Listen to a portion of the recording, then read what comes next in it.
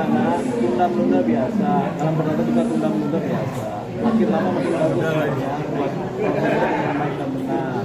Tapi kemudian kan asal hukuman dari si terdakwa ini kan lebih panjang ya, karena dia sudah menjalani hukuman walaupun ditahan ya. Tapi karena si Marcel sebagai terdakwa ini memang mengakui bersalah juga menggunakan narkotika, dia dalam posisi mematuhi apapun proses hukum yang berlangsung, termasuk apapun putusan yang akan diputus oleh majelis.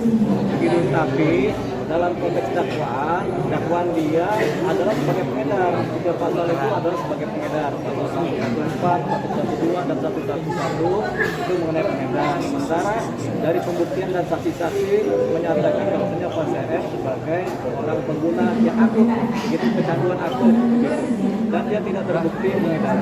Nah, posisi ini tentunya menjadi dilematis oleh pihak kejaksaan. Makanya kenapa ditunda 2 kali? Karena ini perkara menjadi perkara atensi di Kejaksaan Agung yang biasanya sampai kajati analisanya, kemudian dicari ke Kejaksaan Agung untuk dianalisa dan akan diputus secara hati-hati.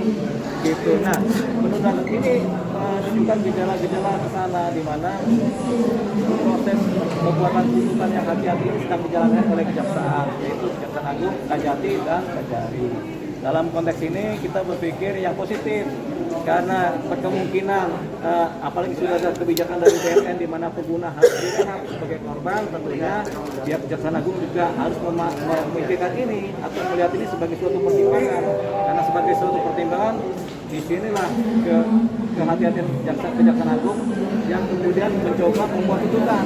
Tuntutannya apa? Kita berposisi tinggi bahwasanya berkemungkinan besar tuntutannya adalah dia akan direhabilitasi, dituntut rehabilitasi untuk kedua kalinya. Itu tambah hari Marcel M tampak lebih segar. Ya pasti kita lihat lagi kalau di persidangan dia lebih segar. Kenapa? Karena hal-hal yang membuat dia menjadi depresi sudah hilang. Kecanduannya mungkin karena sudah tidak ada obat-obat yang dia memerlukan di wilayah canduan, kemudian tidak ada, ya sudah, dia tidak pakai. Karena tidak pakai, kemudian mungkin ada pengobatan juga dalam dirinya sehingga dia lebih dekat kepada Tuhan.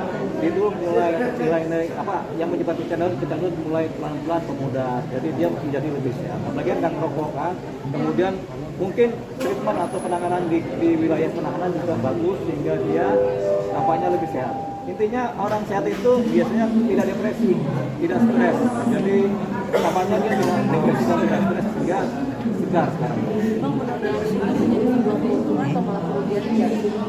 Tidak ada konteks tuntutan ini dalam penggunaan ini. Kalau kita lebih memandang melihat gejala-gejala apa yang terjadi sehingga ini ditunda 2 kali oleh pihak kejaksaan.